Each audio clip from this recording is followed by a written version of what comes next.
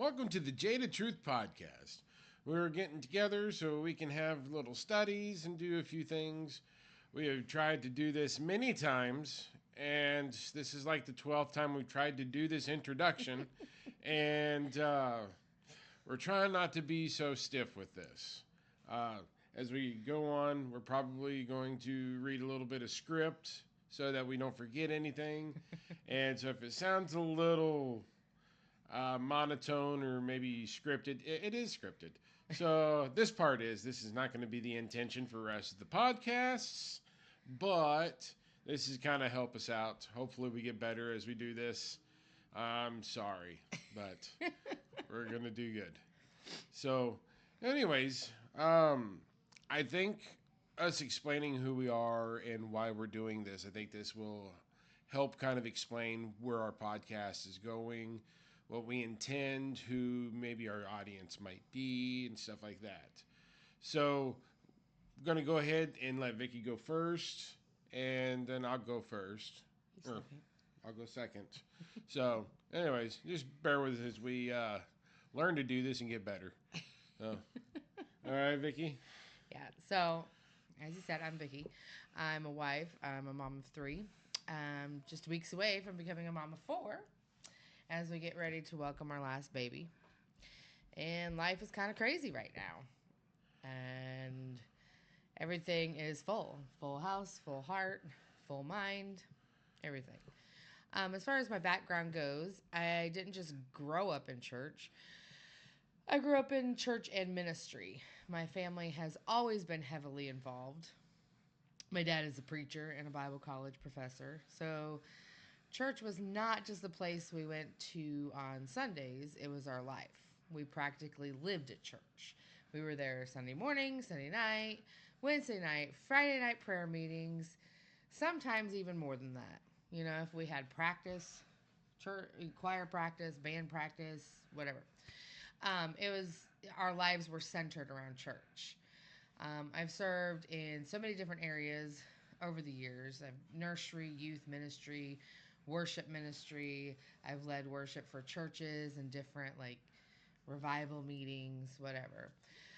I've worn a lot of hats and spent most of my life serving in one way or another with church. And if I'm being really honest, for a long time, church became more than something I was a part of. It became my identity. I grew up um, loving God and believing what I was taught, and I just accepted things because I thought that's what faith was supposed to look like. But as I got older, I walked through some real life heart situations like heartbreak, hard relationships, disappointment, church hurt, and moments that really shook me to my core. And it made me start asking a lot of questions. Not because I was walking away from God, but because I wanted to know Him more. It felt like everything was very surface level, and I wanted to know where God ended and people began. If that makes That sense. makes total sense.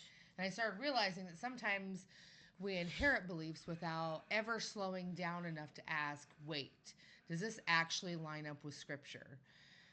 You know, is this really the heart of God? Or is this something that we've just repeated for years because that's what we've heard our whole lives? And I know I'm not the only person um, who has sat there feeling that tension. I've had a lot of people talk to me personally about this stuff. Um, they love God, but they're wrestling with things. They're wanting truth, but they also want room to ask questions. And that's really why I wanted to be a part of this podcast with Michael.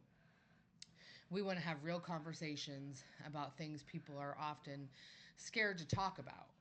You know, you got marriage, family, church hurt, abuse in the church, faith, and all the messy, complicated places in between. There's so many things that either aren't addressed in the church or they're addressed ignorantly. So really that's my heart in all of this. I don't want this to be a place where people feel preached at or judged. I want it to feel like we're just sitting around the table, having honest conversations, opening scripture, asking hard questions, and pursuing truth together. More than anything, I hope people listening realize that they don't have to have everything figured out because we definitely don't. No, definitely No, not. we're still learning. Like he's the smartest person I know, and he's still learning stuff. I also want to say this though, that we know that some of the conversations that we're going to have may be uncomfortable. Um, we know that there may be people who disagree with us, who misunderstand us, or maybe even walk away. Um, More people than who already have walked away, and we've already experienced some loss and some hard things because of asking questions and because of challenging things that have been taught. And that's not our goal. We don't want to cause division. We don't want to cause um, bitterness or anything. We're not here to offend people, divide people, or tear anything down. Our heart is simply to pursue truth, even when it's uncomfortable, and even when it costs something, and even when it challenges us too, because we're challenged every day with all of this. And we're just two people.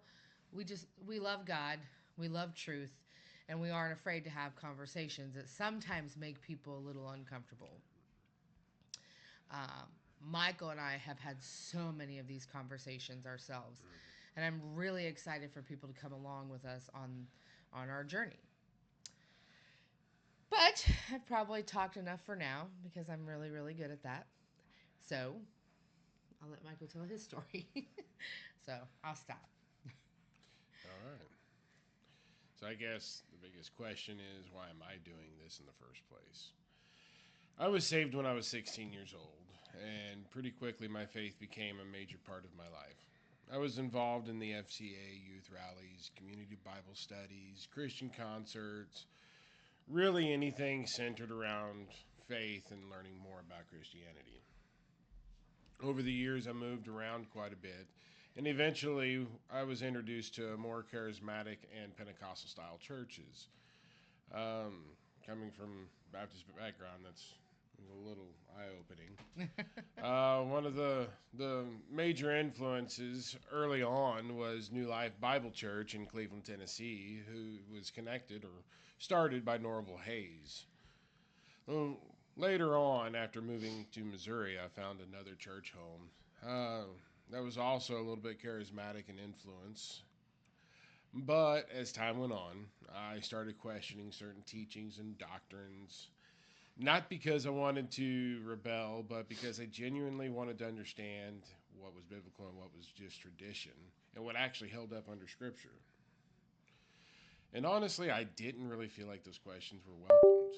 So eventually, without getting too deep into all the details right now, I walked away. Not just from that church, but from church entirely. For about 12 years. Then in 2022, I met my wife, Vicki. She was very faithful to her church, and at the time, I was living about an hour and a half away. So every Sunday that I could, I'd make that drive to spend time with her and go to church with her. And somewhere along the line, that interest in faith started waking up back again in me. At the time, I was working on farms, spending a lot of hours alone and on tractors and equipment, so I had a lot of time to listen and think. I started listening to Bible studies, sermons, debates, and teachings from some really solid pastors and apologists. And then I started reading scripture consistently and again. Then more books, then deeper studies. At first, a lot of it was centered around just learning how to become a godly husband and do better for you. But over time, I realized I was studying in a much broader way than that. I kept saying for years I felt like God has a purpose for all this studying, but I don't know what it is yet. Eventually, it clicked. What really fascinated me was apologetics. So, defending the Christian faith, understanding doctrine, answering difficult questions, studying church history, tracing where traditions and denominational beliefs come from, learning how theology developed over time. The deeper and deeper I studied, the more I realized how interconnected all of it is. Honestly, it feels endless sometimes, in a good way. But then one day, my mom mentioned that I ought to do a podcast or teach some studies publicly. I like that idea, but I also know myself pretty well. I can be very analytical and sometimes come across colder than I intend to. But then I started paying attention to how Vicky and I naturally interacted while we're doing our conversations and studies. And it hit me. She balances me, that's for sure. Where I tend to get very logical driven and analytical, she brings warmth and positive perspective, emotions, and completely different way of communicating. And together it just works better than either of us doing it alone. So here we are. So, Yeah. anyways, so the next thing I want to do is I want to explain why we chose the name Jaded Truth. I think the best way to do this is to well, explain what the word jaded usually means. It usually has a negative meaning. It makes people think of bitterness, cynicism, somebody who's just become cold towards everything. But that's not always what being jaded actually is. Sometimes people become jaded because they've seen contradictions, sometimes because they've watched people abuse authority, sometimes because they were told not to ask questions, and sometimes because they discovered parts of what they were taught just simply didn't hold up under deep study. Hmm. But becoming jaded doesn't mean someone hates truth. A lot of times it means they care about truth enough to question things that make sense. And honestly, I think there are a lot of people like that right now. People who still believe in God, people still care about faith, people who still want truth, but they've become cautious, more observant, uh, more skeptical of manipulation, shallow answers, and personality driven Christianity. That's really where the name Jaded Truth comes from. Not truth filtered through tradition, not truth filtered through denominational loyalty, not truth filtered through personalities or emotional pressure. Just a genuine pursuit of faith, even if we have to work through difficult questions to get there. And maybe being a little jaded is what pushes some people to finally start searching honestly. Yeah. So, that's what this podcast is about: learning, questioning, studying, thinking deeply, having honest conversations, and hopefully helping people build a faith that's grounded in truth rather than just assumption or tradition. So, maybe as time goes on, as we get better and better at doing this, the audience can interact with us more and more. We can talk about things. We can Hmm. answer the hard questions. We can help them walk through some things that they may need some help with. Absolutely. Um, and hopefully, we can just keep growing this into something where, instead of people, you know, deconstructing and walking away from faith, uh, we can just help guide them to detangle Hmm. all the stuff that gets quite confusing Yes. sometimes. Absolutely. So, again, welcome to the Jaded Truth.